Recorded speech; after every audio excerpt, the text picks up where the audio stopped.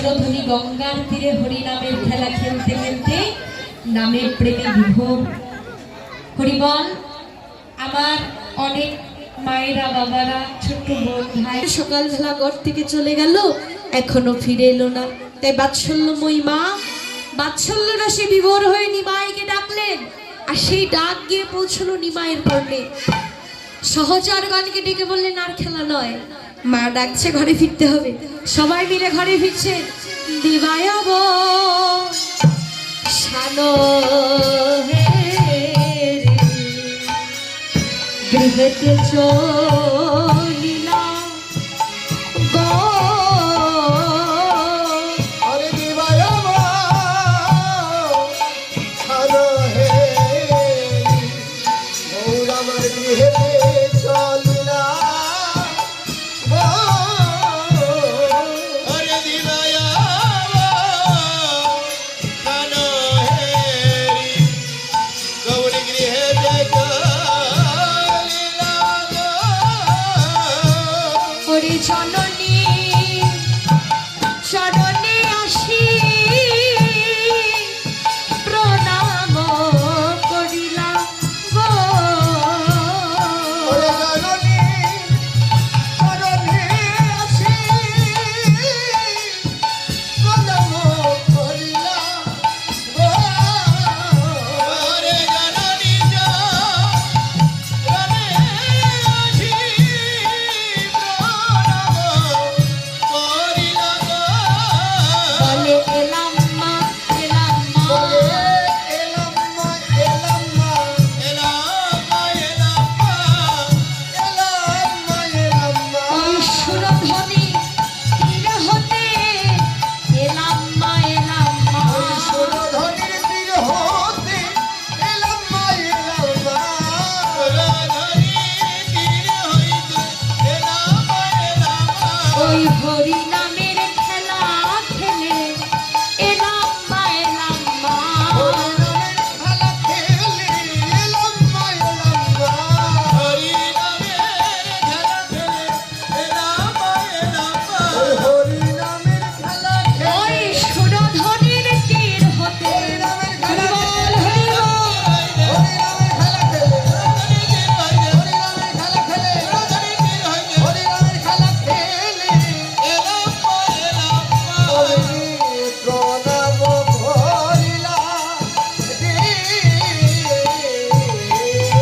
সুরধ্বনি গঙ্গার তীর হতে ঘরে ফিরে মাকে প্রণাম করলেন।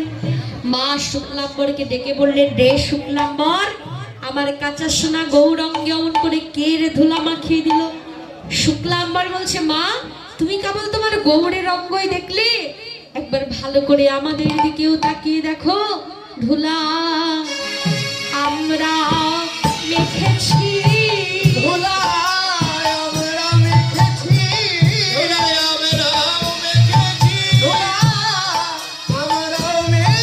এই সংকীর্তনানন্দের ধুলা আমরাও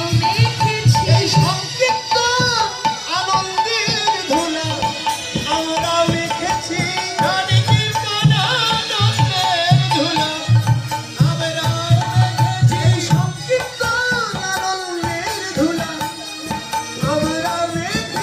ধুলা কেউ তো লাগায় না,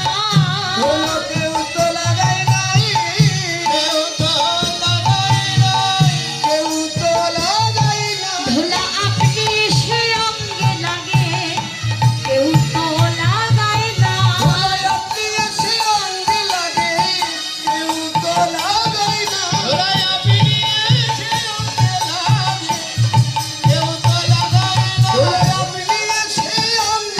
গৌরঙ্গ সঙ্গ পাবে বলে তার মন হরিব।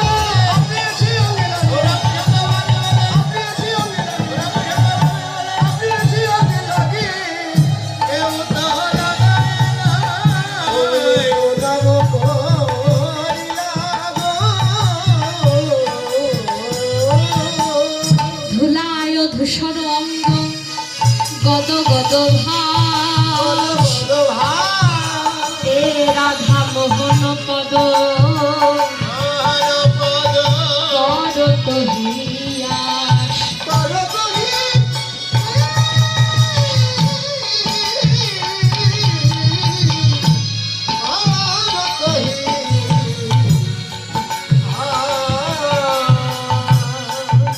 রাধে শ্রীধাম। আমরা উপস্থিত আছি এখন শ্রীধাম নবদ্বীপে। চলুন নবদ্বীপ লীলা বিশ্রামে রেখে আমরা সবাই মিলে বৃন্দাবন লীলার স্মরণে ব্রতী হই। তো বৃন্দাবনে যেতে হলে রাধারানী জয়ধ্বনি করতে হয়। সবাই মিলে আমরা রাধারানী জয়ধ্বনি করে সবাই মিলে বৃন্দাবন লীলায় প্রবেশবতী হই। হরিবল, সবাই বাহু তুলে রাধারানী জয়ধ্বনি করবে। হরিবল। রাধে কৃষ্ণ বলে দুটি বাহু তুলে চলো রে যাই মধুর বৃন্দাবনে। হরিবল। কৃষ্ণ বলে দুটি বাহু তুলে চলো রে যাই মধুর বৃন্দাবনে। রাধে কৃষ্ণ বলে দুটি বাহু তুলে চলো রে যাই মধুর বৃন্দাবনে। মনের জ্বালা দূরে যাবে, কৃষ্ণ প্রেম উদয় হবে। মনের জ্বালা দূরে যাবে, কৃষ্ণ প্রেমের উদয় হবে। মনের জ্বালা দূরে যাবে, কৃষ্ণ প্রেমের উদয় হবে। রাধে রাধে রাধে। কৃষ্ণ বলে দুটি বাহু তুলে চলো রে যাই মধুর বৃন্দাবনে। রাধে কৃষ্ণ বলে দুটি বাহু তুলে চলো রে যাই মধুর বৃন্দাবনে। আর যেখানে নেই কোনো ভাবনা, ভাবনা যেখানে নেই কোনো যাতনা, ও যেখানে নেই কোনো ভাবনা, যেখানে নেই কোনো যাতনা, যেখানে নেই কোনো ভাবনা, যেখানে নেই কোনো যাতনা। আর যেখানে ঘোড়া হেঁটে চলে, চলে চলে যেখানে তোমার কথা বলে, ও যেখানে ঘোড়া হেঁটে চলে, যে নামে বুবাই কথা বলে। যেখানে ঘোড়া হেঁটে চলে, যেখানে বুবাই কথা বলে। রাধে রাধে রাধে। কৃষ্ণ বলে দুটি বাহু তুলে চলো রে যাই মধুর বৃন্দাবনে। রাধে কৃষ্ণ বলে দুটি বাহু তুলে চলো রে যাই মধুর বৃন্দাবনে। রাধে। কৃষ্ণ বলে দুটি বাহু হরিবল হরিবল। চলো রে যাই মধুর বৃন্দাবনে। রাধে কৃষ্ণ বলে দুটি বাহু তুলে চলো রে যাই বৃন্দাবনে। রাধা রানী কি, শ্যাম সুন্দরী কি, বৃন্দাবন ধাম কি, ভক্ত বৃন্দ কি, মহাপ্রসাদ কি। জয় জয় শ্রী শ্রী রাধা কৃষ্ণ প্রীতি রমানন্দে। হরি হরি বল। হরি বল।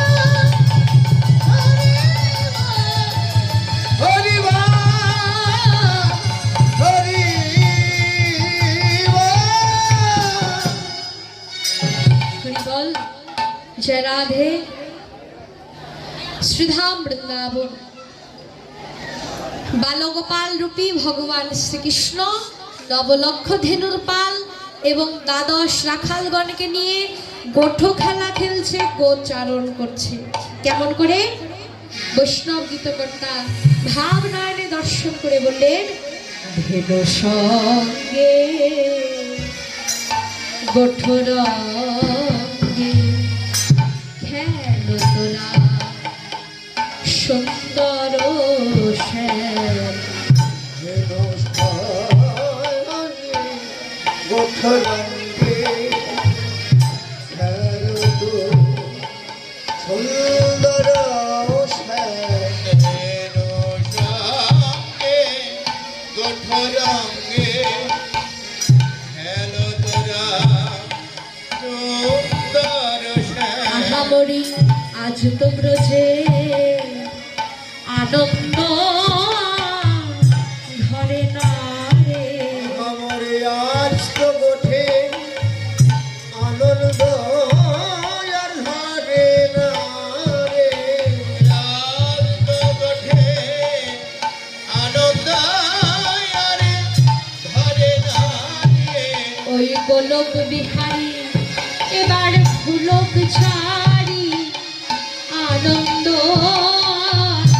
ধরে না রে। ওই গোলক বিহারী গোলক ছাড়ি আনন্দ আর ধরে না রে। গোলক বিহারী গোলক ছাড়ি আনন্দ আর ধরে না রে। ওই গোলক বিহারী গোলক ছাড়ি এবার মুখে বলো হরি হরি হরি গোলক বল। বিহারী গোলক ছাড়ি ওকে বলো হরি হরি। গোলক বিহারী গোলক ছাড়ি ওকে বলো হরি হরি। ধেনু সঙ্গে বন্ধুরঙ্গে হেন ধরা সুন্দর শ্যাম। পাচনি পাচনি পিতৃ বিষাম। পাচনি পাচনি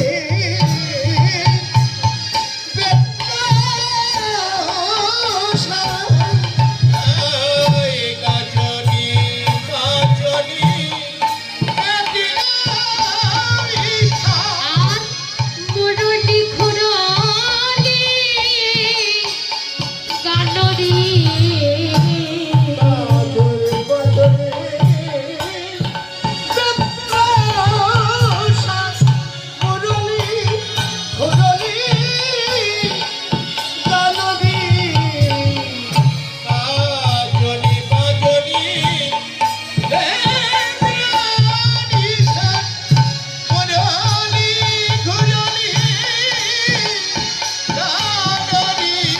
আর ধাবলি শ্যামলি আয়রি আয়রি।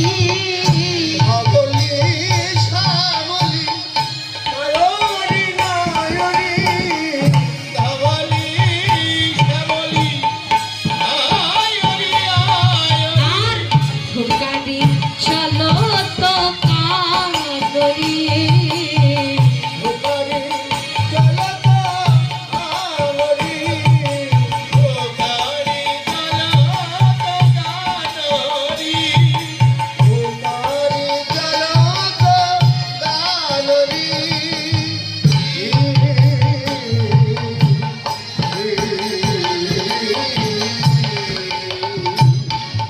রাখালাদি ধেনু বৎসগণকে নিয়ে গোবিন্দ গোঠো খেলা খেলছে, গোচারণ করছে। গোচারণ করতে করতে গোবিন্দের মোহন মুরলীশ্বরে বংশীধ্বনি করছে।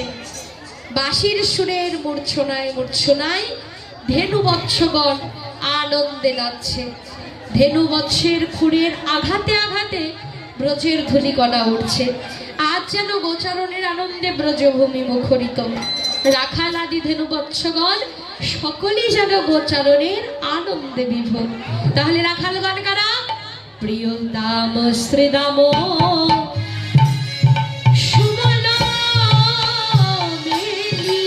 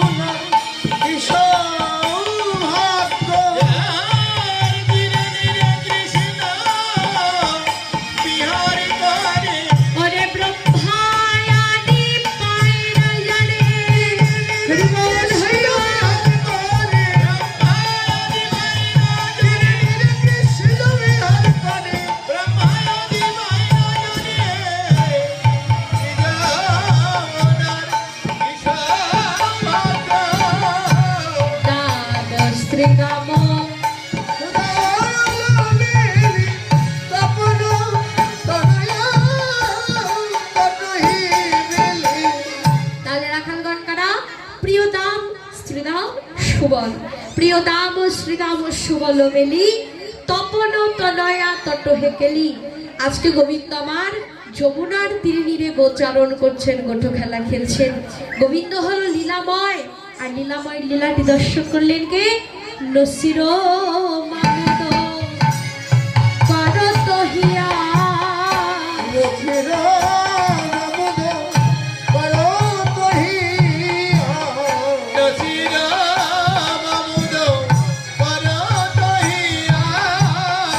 শরণে শরণ দানরী, চরণে শরণ দানরী,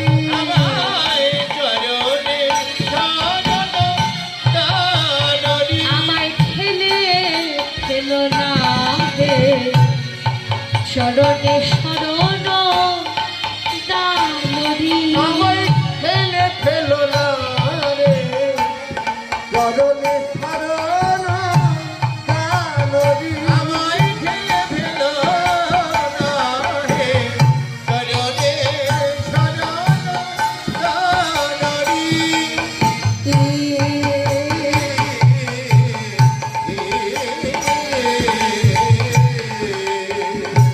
নসির মামুদ বললেন, গোবিন্দ হে, তোমার চরণে শরণ নেবার যোগ্যতা আমার নেই, তুমি কৃপা করে তোমার চরণে শরণ নেবার যোগ্যতাটুকু আমায় দান করো। নসির মামুদ একজন মধ্যযুগীয় বৈষ্ণব কবি, একজন মুসলমানের সন্তান। তিনি আজ গোবিন্দ চরণে শরণ নিতে চাইলেন, কারণ এই নসির মামুদ, তার ডাক নাম নাসির, ছোটবেলা হতে ব্রাহ্মণের ঘরে লালিত পালিত হয়েছে। ব্রাহ্মণের একটা রাধা গোবিন্দ মন্দির আছে। প্রতিদিন ব্রাহ্মণ রাধা গোবিন্দ মন্দিরে রাধা গোবিন্দের সেবা পূজা দেয়, আর সেবা পূজা দেখতে দেখতে নাসির একটু একটু করে বড় হয়ে ওঠে। যখন নাসির বেশ বড় হলো, একদিন ব্রাহ্মণ নাসিরকে ডেকে বলছে, নাসির, বেশ বড়ই তো হলি, আমি তোকে একটি চাকরি দেব, করবি? নাসির বললেন, ব্রাহ্মণ, ছোটবেলা হতে তোমার খেয়ে পড়েই তো বড় হলাম, বলো কি করতে হবে?